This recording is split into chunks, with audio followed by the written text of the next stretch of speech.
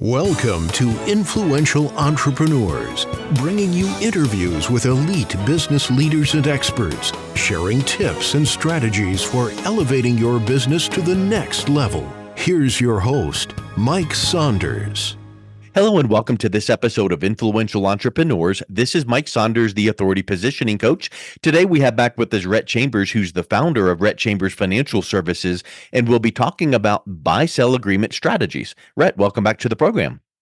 Yes, thank you, Mike. I'm excited to talk about this concept, and I feel like the business owners who listen will see value in a little bit of education on how to plan for their business's future. I'm excited. You know, and when I hear the word strategies, A, that means there's more than one, and B, it means it's more than just check the box, I have a buy-sell agreement. There's actually a strategy behind this. And like most things in financial services, you probably shouldn't just go out and Google, give me a buy-sell agreement a document, check, print it off, fill it out, and we're good to go. There's so much that would go into that with the fact that there's a strategy behind it and multiple strategies. So first of all, let's just start off with give us a brief overview of what a buy-sell agreement is. Absolutely. A buy-sell agreement is a vital tool for businesses, especially partnerships and closely held corporations. It outlines what happens in the event that an owner leaves the business, if an owner unfortunately were to pass away unexpectedly, or in the event that an owner has an inability to perform their duties at the business moving into the future. This agreement helps ensure a smooth transition of ownership and gives the business the ability to have the confidence in knowing that they can maintain continuity, business continuity moving forward. Obviously, businesses are constantly trying to improve and constantly trying to grow. It's best that a business have the confidence in knowing that if one of the moving parts relative to the ownership structure were to change over time, whether it's from an unexpected event or retirement, for example, that the business has a plan. The business has a plan for what the business is going to do moving forward with the current owners and potential future owners. And attorneys do a great job of helping businesses understand the value of doing a buy-sell agreement, all the different types of buy-sell agreements that are available, and the different options relative to what the buy-sell agreement needs to do for the business. And so, you know, it sounds to me a little bit like this, and correct me if I'm wrong, of course, but what you just laid out for a business sounds like, hey, Mr. and Mrs. Johnson, you should have a will, because if the unintended death of both of you, you then are telling people how you want your assets distributed and whatever. So isn't it very similar to a will where if something happens, here's what's going to happen with the buy or sell, or here's the path forward? absolutely, that's a great analogy. Families do estate planning to make sure that everyone is made whole relative to what the parents, for example, want to occur moving into the future. A business is very similar. A business oftentimes is described as sort of like a family. They might not always get along, but at the same time, they are sort of the business owners Same as a family. tied together. Yeah. And with that being said, a buy-sell agreement does give some level of peace of mind of knowing, hey, there is structure here, there is a plan, and it removes a lot of the uncertainty, the current uncertainty that a business might have if something were to occur. So that buy-sell agreement, while it might not make everyone 100% happy and make them complete, it does give structure that needs to be enforced so that the business can move along and the people can know what to expect as owners moving forward. So I think that's a great analogy. It's very similar. And I heard you say that there's different types of buy sell. Talk a little bit about some of the main types that businesses should be aware of. Yes, there are really the three that I work with the most often. include the one-way buy-sell, the cross-purchase buy-sell, and the entity purchase buy-sell. The attorney or the attorneys make the decision or help the client make the decision what type of buy-sell agreement to have in force or to draw up. I don't necessarily encourage a client to pick one type of buy-sell over another buy-sell. I really defer that to the attorneys, though. Yeah. I do know a little bit about each type plan, and the cross-purchase buy-sell usually suits partnerships with a limited number of owners. The cross-purchase is probably the most common buy-sell that I work with in the field, while an entity purchase is a little different. It's a little more ideal for larger corporations. And then there's a one-way buy-sell. A one-way buy-sell is not as common, but it is one which is very commonly used in a situation where there's a sole proprietor and they're looking at passing along the business to a particular individual moving into the future. Going back a little to the cross-purchase buy-sell is most commonly used because it's very simplistic, and it is usually the one that is, from what I see in the field, most commonly recommended for business owners that total, for example, two, when there's a partnership. So there's many different types of buy-sells and many different ways in which attorneys can create a buy-sell. And as I mentioned, sort of early on, that's more of the client and the attorney's conversation than it is mine. My job is to help make sure that there's plenty of funds to make sure that the buy-sell works. And I love how you drew that line, because it's part of your clients and business owners team. You're not trying to overstep and give legal advice. You're not trying to give tax advice. You bring in the attorneys, you bring in their CPAs or ones that you would work with. So that's important to keep in mind. But then, like you just said there, you want to make sure that the buy sell fits in with, okay, well, if this happens, we're going to need to access some cash this way or that. And then that kind of ties into with other kind of things that need to be in place, like what we talked about in our last conversation, key person. So how does a buy-sell agreement kind of interact with other things like that key person or some of those things? Because, it's almost like the buy-sell is in place, and then if this happens, it triggers a need for something. And then that's when you step in and say, and that's exactly why we did this. Absolutely. Yes. And so the previous conversation you and I had was pertaining to key person insurance, and the buy-sell agreement acts in a different capacity, in the sense that it is designed to, for example, fund the ability to compensate the surviving family for their part of the ownership that they will otherwise inherit from the death of an owner. So, for example, if two partners own a business and there's a buy-sell agreement that is in force, and it is funded by two different life insurance plans, and one of the owners passes away. The buy-sell insurance, particularly the buy-sell insurance plan, gives the ability of the surviving business owner to use liquidity, use cash to buy out the interest of the business from the surviving family. So the buy-sell insurance is designed for business continuation, while not to go too much in detail from our previous conversation, the key person insurance policy, which could be enforced at the exact same time and could pay at the same time as the buy-sell insurance policy, the key person policy is payable to the business with the intention of protecting the future of the business from a financial standpoint, now that they've lost a key employee. Oftentimes an owner is a key employee. And so the intent of the two different payments from the two different planning tools are totally different. One is to give the ability of the business to continue in an ownership capacity and to make a surviving family complete. That's the buy-sell. While the key person policy, which could also be enforced on an owner, is intended purely to help the business out, to protect it from the loss of income or sales or performance because it lost one of its key people. So there's a substantial difference between the intent of the two different insurances.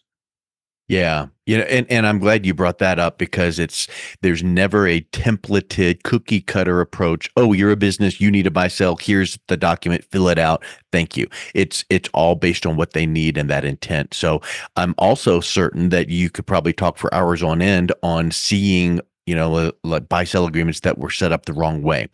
Talk a little bit about just some of the top, mistakes that you see. If there was a buy sell agreement that was set up the wrong way, what would that mistake look like, and how could someone avoid it?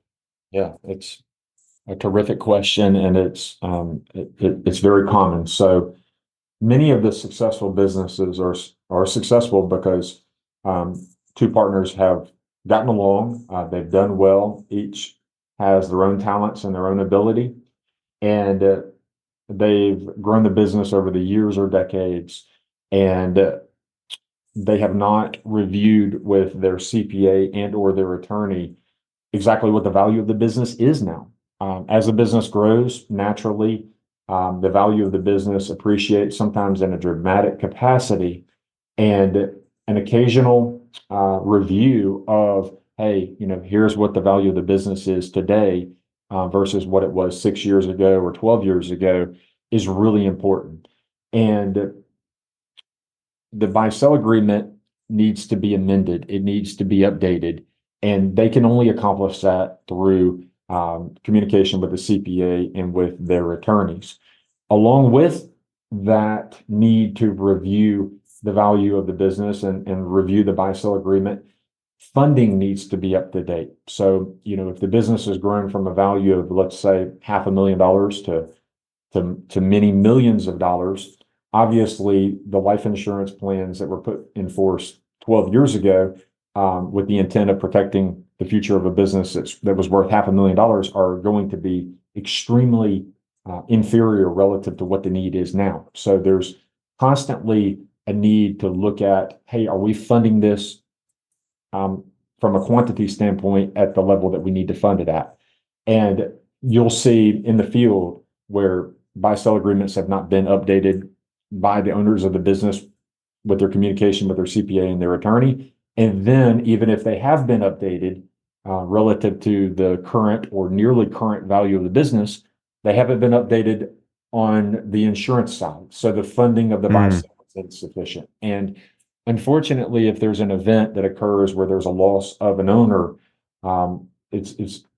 money doesn't just come from nowhere. The insurance plans need to be up to date, and life insurance today has so many different forms that in the way that it can be put into force that that can be accomplished through simply adding an additional policy or taking the old policy and redoing it at a higher amount. So those are probably the most common mistakes. Usually there is a buy-sell agreement in force, and usually it hasn't been updated if the business has grown dramatically. So I would say that's probably the most substantial, the most prevalent.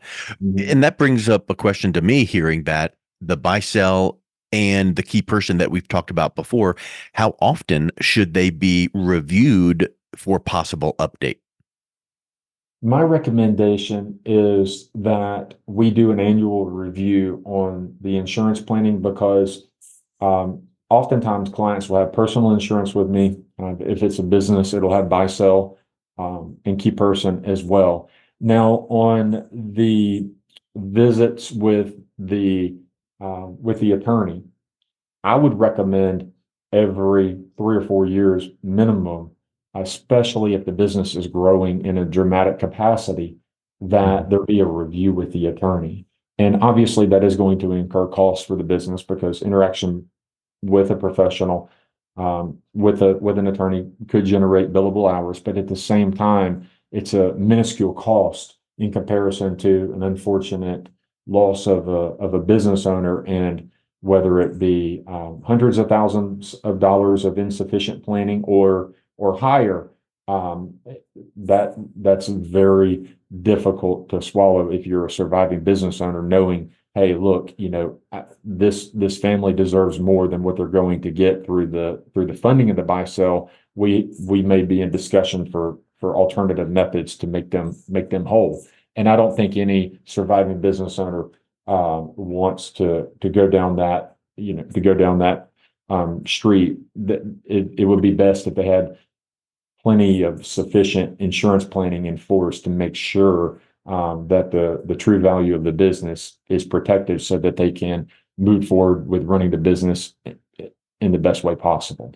Yeah.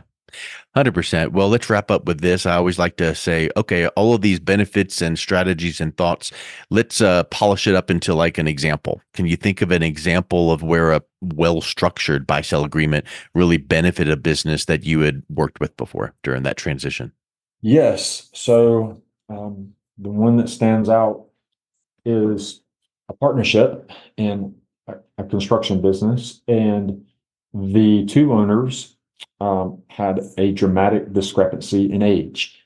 The uh, the the owner, who was nearly 25 years older, was not as active in the business, and he unfortunately had some heart issues, and he passed away unexpectedly. And there was sufficient funding in force to give his business the ability to actually buy out his interest in the business. And um, the the quickness and the efficiency of the life insurance plan's benefits being paid out um, caused me, as the professional, to be just absolutely thrilled that my planning had gone to work and helped the younger business owner not have any concerns about moving forward running the construction business. I believe that he was a little bit nervous, when the death occurred of the older business owner. Will this really work? Will this provide a quick, expedited solving of what is now a problem that I have, and that is that I need to make sure that the continuation of the business occurs without interruption. And when that claim was paid, less than 2 weeks after the death of the business owner, the thank yous and the appreciation that I've received from not only the younger business owner, but also the family and the spouse of the older business owner, was one of the greatest experiences of my career. It's sad that the gentleman had passed away, but from a financial standpoint, there was a lot of comfort, and there was um, a lot of fluency in moving forward with the business. And I I didn't really obviously become involved in all of the legal components of the buy-sell agreement, but from a funding standpoint, I felt like I had done my job and done it well, because they were very happy with the claim. All parties were And then very. that gets right back to what you had said in a previous conversation, your desire to help and protect. And then when things do come up that might not be wonderful occurrences, you've got things in place that protected them and that helped them make that transition smoother. I just think that is so spectacular, Rhett. Well, if someone is listening to this wanting to reach out and connect with you, what's the best way that they can do that? Yes, my email is a terrific way to communicate with me. It is Rhett, that's RHETT, at rhettchambers.com. Again, Rhett, RHETT, at rhettchambers.com. And additionally, they can contact me through my direct number at area code 205-737-5220. Again, that's area code 205-737-5220. Rhett, once again, thank you so much for coming on. It's been a real pleasure talking with you today. Thank you, Mike. Yes, and I've appreciated your interest in the subjects that we've been speaking about, and thank you again. You've been listening to Influential Entrepreneurs with Mike Saunders. To learn more about the resources mentioned on today's show or listen to past episodes, visit www.influentialentrepreneursradio.com.